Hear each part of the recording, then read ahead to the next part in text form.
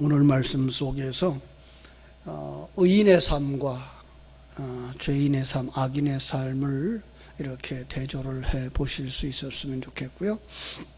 하나님의 말씀은 성도가 의의 길로 갈 수 있도록 지도한다라고 하는 사실도 파악했으면 좋겠습니다.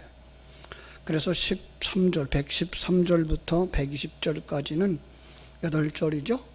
바로 한 그 사맥이라고 하는 단어로 알파벳으로 시작되는 문장들로 시작되는 단어의 그 시예요. 그래서 악인과 그 의인의 삶. 121절부터 똑같이 또 8절인데 의인이 추구하는 경건한 삶, 이렇게 해서 오늘도 참 하나님의 은혜를 같이 묵상했으면 좋겠습니다. 이 알파벳 사맥으로 시작되는 단락이 8개 문장 8절로 되어져 있는데요.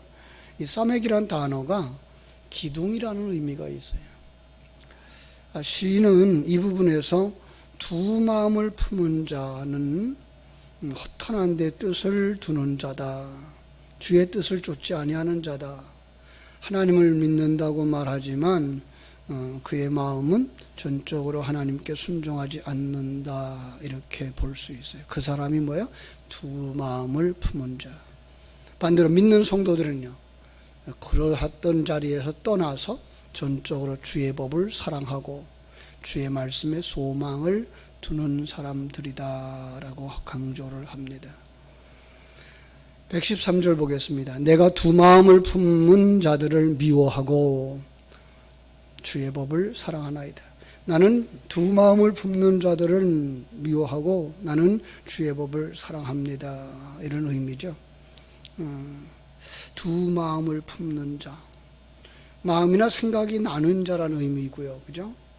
마음이 나뉘다라는 거 어떻게 나누어졌을까? 가만히 생각해 봤어요. 저 사람 마음이 어떻게 나누어졌을까? 하나님의 생각과 내 생각으로 나누어진 사람이죠. 불신앙의 사람이에요. 하나님과 하나 되지 못한 사람, 이런 의미인 것을 우리는 알 수 있어요. 우리 하나님을 믿는다라는 표현은요, 율법을 지킨다라고 되어져 있지만 그걸 뭐예요? 그릇으로 삼아서 그 속에 담아주신 진리를 받아들여 내가 하나님과 하나 되어지고 그 생명을 흘려버리지 아니함으로 말미암아 내가 아들로 변화되어지는 그러한 과정을 가는 사람, 이게 하나님을 믿는 사람이다라는 거죠. 세상을 쫓아가지 아니하겠죠, 그죠? 그리고 내가 주인이 아니고 하나님이 주인인 사람을 이렇게 의미하겠죠, 그죠? 그런 사람들은 하나님의 사랑을 받고, 그죠? 하나님의 사랑을 받고 하나님의 은혜를 따라가는 사람들입니다. 예. 그런데 이 두 마음을 품은 사람들은요, 그러지 못한 거예요. 두 마음을 품은 사람들은 하나님과 하나 되지 못하고, 그죠? 복 있는 사람, 하나님을 믿는 사람은 어때요? 오직 여호와의 율법을 사랑하는 자라. 그래 주의 법을 사랑합니다. 자, 그렇다면 시인은 여기서 자기는 어떤 사람이라는 거예요? 나는 마음이 정한 자요, 하나님과 하나 되는 사람이라는 의미가 있고요. 이러한 사람은 말씀을, 진리를 사랑한다.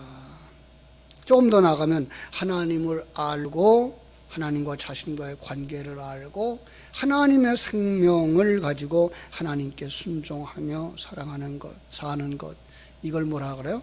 사랑한다. 이걸 아가페라는 단어에다 담아서 준 거죠. 그 사람은 알죠. 114절이 말한 것처럼 하나님이 나의 은신처요 나의 방패가 됩니다. 은신처 그러면 여러분 생각해야 될 수 있는 게 뭐죠? 구약 성경에 나오는 도피성이죠. 도피성. 뭐 바위 밑에 숨는 곳, 이런 것 정도 가지고는 안 되겠죠, 그죠?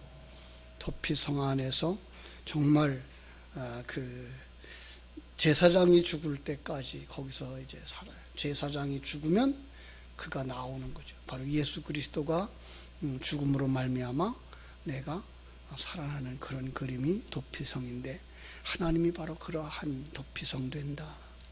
방패 그러면은 이제 우리 잘 아는 에베소 6장에 있는 하나님의 전신갑주에 나오는 믿음의 방패, 사단의 불화살을 막아주는 방패가 생각나죠.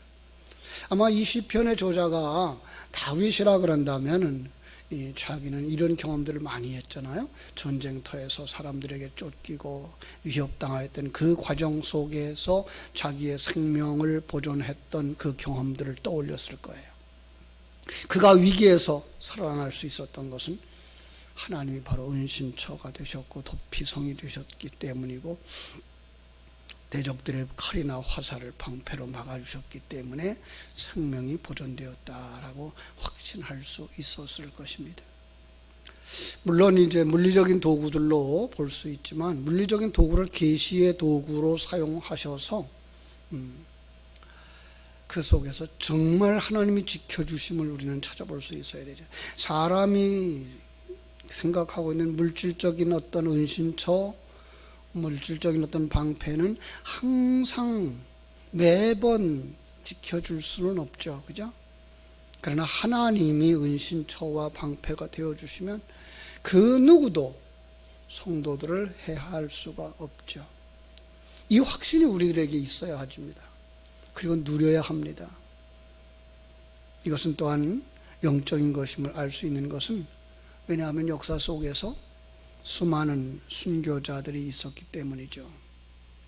하나님은 스데반을 죽음에서 지켰죠. 그죠? 그런데 죽었어요. 어떻게 봐야 되죠? 그의 영혼을 하나님이 지켰다. 바울 사도 역시 그렇고요. 역사 속에서 참 신앙을 가지고서 지키다가 돌아가신 분들이 많잖아요. 그들은 죽음을 두려워하지 않는 사람으로 살았어요. 어떻게 가능해요? 네, 하나님의 세계를 보니까, 영적인 세계를 보니까, 죽음 너머에 있는 하나님의 나라, 거기서 눈물도 한숨도 고통도 없는 그 평안함을 보았기 때문에 그들은 신앙을 지키고 죽음을 아멘으로 받아들일 수 있었던 것이죠. 그죠? 바로 이 믿음이 우리 모두에게 있기를 간절히 소원합니다. 115절에서는 자기 주변의 행악자들에게 나를 떠나라고 선포합니다. 왜 그럴까요? 빛과 어둠이 하나 될 수가 없고요, 의와 불의가 합해질 수 없다는 의미예요. 나는 어떤 사람이고요? 116절, 117절에서 말합니다. 하나님께서 생명의 주관자, 그죠? 거기에다가 자신의 생명을 맡긴 사람, 그러면 하나님이 나를 붙들어 주실 것이라고 믿는 거죠. 그래야 구원이 완성되는 것을 믿기 때문이죠. 그들을 왜 떠나라 그랬을까요? 아니, 왜 그들과 떨어지고 싶어 할까요? 전에 그런 얘기를 했죠. 검은 목과 목에 가까이 있는 사람은 검게 묻고, 그죠? 주사와 가까이 있으면 붉은 물이 든다고. 그러니까 그런 사람들과 가까이 있으면 그런 물이 들 수밖에 없는 거예요.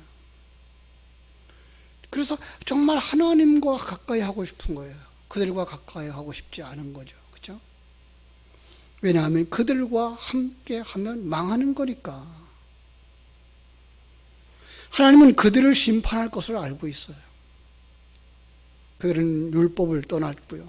구체적으로 묘사하면 말씀이신 예수님과 한 몸을 이루지 못한 사람들, 그들은 어떻게 되죠? 그들은 참으로 머지않아서 멸망의 길을 갈 것이기 때문에. 나는 어떻습니까? 하나님과 하나 되어져 있는 사람. 그래서 하나님과 같이 하고 지속적으로 그 관계를 유지하고 그 예수님 놓치지 말아야 구원에 이른다는 사실을 알기 때문에 그렇습니다. 그들을 어떻게 떼어놓고 어떻게 심판하며 우리는 어떻게 구원하시냐, 이 119절이 가르쳐 줍니다. 주께서 세상의 모든 악인들을 찌꺼기같이 버리시니 그러므로 내가 주의 증거들을 사랑하나이다. 그들의 심판의 모습과 그 속에서 구원하는 하나님의 모습을 보는 거죠. 주께서 세상의 모든 악을, 죄인을 찢기같이 버린다, 찌꺼기같이 버린다. 무엇이 생각나죠? 용광로. 금방에 가서 그 금을 녹이는 그 그릇. 아주 고온으로다가 이제 불을 쪼이면 그 속에 금이 다 녹죠. 그죠? 그러면 녹는 걸로 끝나지 않고 그 맑아진 금 위로 이제 거뭇거뭇한 티가 이렇게 떠오르는 거죠. 그걸 걷어내면 남은 것은 순도가 점점 높아져서 참 순도 100%의 하나님의 백성이 되어지는 거죠. 크게 보면 이 세상이라고 하는 그릇 속에서 하나님의 시련과 고난을 통해서 죄인을 걸러내고요. 그죠? 그들을 더 지옥에 던져버리고요. 작게 보면 나라고 하는 그릇에서, 그죠? 나라고 하는 그릇의 시련과 고통을 통해서 내 속에 있는 옛사람, 나 중심의 죄 걸러내고 속사람, 하나님의 백성으로 성화의 과정을 거쳐 순도 100%의 영화로운 사람을 만드시는 거죠. 그것을 성경 말씀 속에 수없이 많은 증거로 담아주셨는데 시인은 그 증거를 알았다는 거죠. 그게 뭐예요? 사랑한다라는 말 속에 담긴 뜻이죠. 그 사람은 120절 그 심판을, 심판자 하나님을 두렵고 떨림으로 경외하는 것입니다. 주일 설교로 말하면 에녹이 무드셀라를 부르면서 항상 가졌던 그 마음, 이 아들이 죽으면 심판이 오는데 내 심판날이 오늘일까 내일일까, 그리고 어떻게 써있어요? 준비하는 사람이 될 수밖에 없다. 121절로 128절 알파벳 I으로 시작되는 단어인데요, 의인이 추구하는 경건한 삶이 무엇이냐라는 거죠. 시인은 이 부분에서 이렇게 믿음으로 살고 천국을 소망하며 사는 삶, 경건한 삶을 추구하는데 회방꾼이 있더라. 그렇죠? 그러면서 거기서 구원해 주시기를 기도하는 거예요. 121절 보겠습니다. 내가 정의와 공의를 행하셨사오니 나를 박해하는 자들에게 나를 넘기지 마소서. 나는 주님을 따라서 경건한 삶을 살고자 하는데 박해하는 자들이 있습니다. 그들이 나를 넘어지게 하는데 그들에게 나를 넘기지 마소서. 인간의 생사화복이 하나님의 손에 있는 것을 믿는 사람의 고백입니다. 우리의 힘으로 할 수가 없어요. 뛰쳐나오면 되지, 피하면 되지, 그럴 수가 있는데 시간과 공간 세계 속에서는요, 사단의 올무와 사단의 공격을 피할 곳이 없다는 사실을 알기 때문에 하나님 앞에 구하는 거죠. 우리가 기도해야 할 이유가 여기에 있는 거죠. 세상의 죄, 세상의 유혹이라 그러면 피하면 돼요. 그런데 영적인 것은요, 피할 수가 없어요. 하나님이 도와주셔야만 되는 거죠. 122절에서 시인은 자신이 복을 받고 있는 사실을 그들에게 알게 해달라는 거예요. 더 나아가서 하나님과 하나 되었으니 그들이 감히 나를 괴롭히지 못하게 해달라고 간청을 합니다. 그런데 그러한 일들이 세상적인 눈으로 보여지지 아니할 때가 있어요. 그래서 123절은 뭐라 그래요? 내가 피곤합니다. 그러면서 이 피곤을 이기고 대적과 싸워서 이기는 비결을 구합니다. 그게 뭘까요? 124절 주의 인자하심대로 주의 종에게 행하사 내게 주의 율례를 가르치소서. 하나님의 말씀이라는 거예요. 예.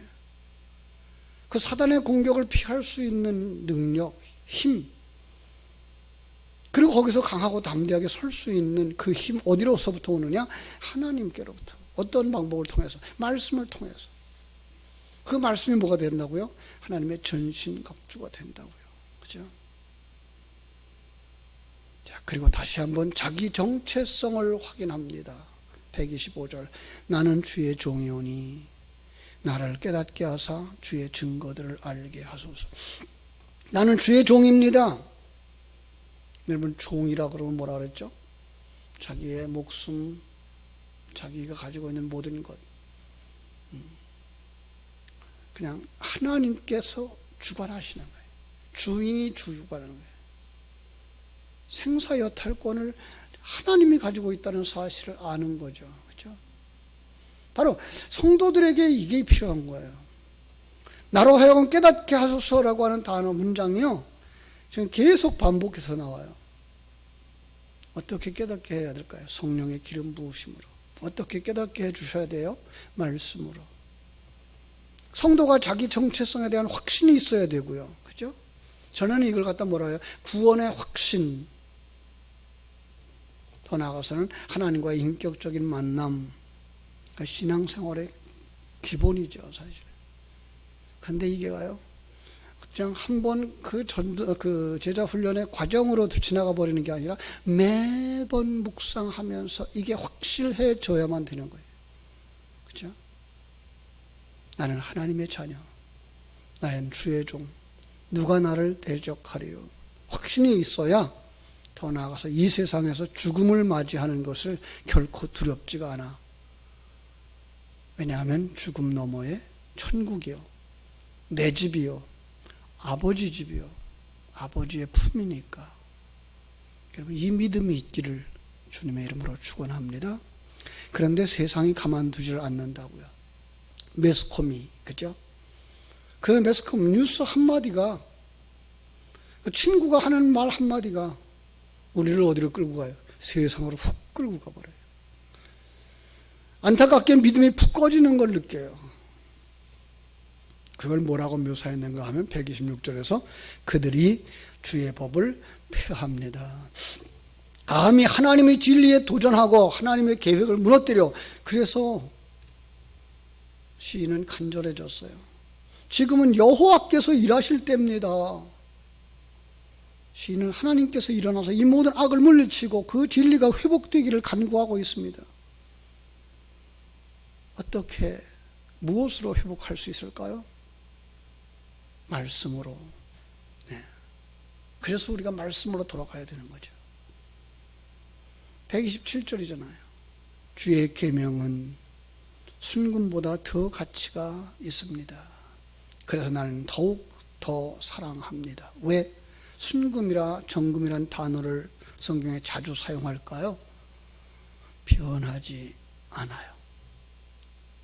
진리는 변하지 않고요, 하나님의 약속은 변하지 않고요, 하나님의 사랑도 변하지 않고요, 하나님의 계획도 변하지 않기 때문에 그렇습니다. 우리는요, 그분과 하나 되어져서 변하지 않는 사람이 되어져야 되는 거죠. 그게 믿음이죠. 그러므로 내가 범사의 모든 주의 법도를 바르게 여기고 모든 거짓 행위를 미워합니다. 이게 우리 신앙인의 결단이어야 되겠죠. 하나님의 말씀을 바르게 여기고 좌로나 우로나 치우치지 않고 변하지 않는 것. 그죠? 반면에 세상은 변해요. 그리고 그것이 옳다고 주장하죠. 그걸 뭐라 그래요? 거짓 행위. 그것은 사랑할 만한 가치가 없어요. 그래서 미워한다는 단어로 대조를 이루고 있는 것입니다. 오늘 말씀 이렇게 묵상하면서 나는 누군가, 우리 자기의 정체성을 더 분명히 하는 이 새벽이 되어졌으면 좋겠고, 그리고 자기의 정체성을 더 분명히 하고 하나님의 변하지 않는 약속을 더 분명히 붙들고 가기 위해서 어떻게 된다고요? 말씀 가운데로 들어가고 그 말씀을 묵상하는 자리로 나갈 때 하나님께서 기름 부으셔서 우리를 참 이 시인의 마음과 같고 시인의 믿음과 같은 자리로 이끌어 주실 줄로 믿습니다. 기도하겠습니다. 하나님 우리 아버지, 크신 은혜와 사랑을 감사하고 감사합니다. 오늘 이렇게 성경 말씀을 통해서 하나님께서 이 세상을 둘로 나누어 놓고 있는 것을 보게 하셨습니다. 바로 두 마음을 품은 자와 정한 자들입니다. 세상을 사랑하는 자들과 하나님을 사랑하는 자들입니다. 여기서 우리는 하나님의 백성들, 성도들은 자기의 정체성을 더 분명히 할 수 있도록 우리 하나님 축복하여 주시옵소서. 내가 누군가? 나는 누구인가? 내가 정말 하나님에게 속한 자요, 하나님의 생명을 가진 자요, 하나님이 나를 완성시켜 천국 백성 만들고자 하시는 그 소중한 존재라는 사실을 이 새벽에 분명히 가질 수 있는 은혜의 기름을 부어 주시옵소서. 그리고 세상 속에 나아가서 하나님 자녀답게 살아갈 수 있도록 하나님 성령의 기름 부어 주시고 말씀의 능력 주셔서 감당할 수 있게 해주시고 세상의 빛으로 소금으로 다른 사람들에게 생명의 통로로 축복의 통로로 쓰임받을 수 있도록 하나님 도우시고 역사해 주시옵소서. 마가의 다락방에 모여서 기도하던 그들에게 성령으로 임하셔서 그들을 변화시켜 주셨고 그들을 하나님의 도구로 사용해 주셨던 것처럼 이 예배하는 새벽 성전 위에 이 성전 위에 여기에 속한 모든 사람들에게 하나님 성령의 기름을 부어 주시옵소서. 말씀이 생명이 되게 해주시고 능력이 되게 해주셔서 나는 하나님의 종입니다. 나의 생사여탈권은 하나님이 가졌습니다. 이 세상에서 살아가는 모든 과정은 나를 하나님의 사람으로 순도 100%의 하나님의 사람으로 만드시는 그 과정입니다.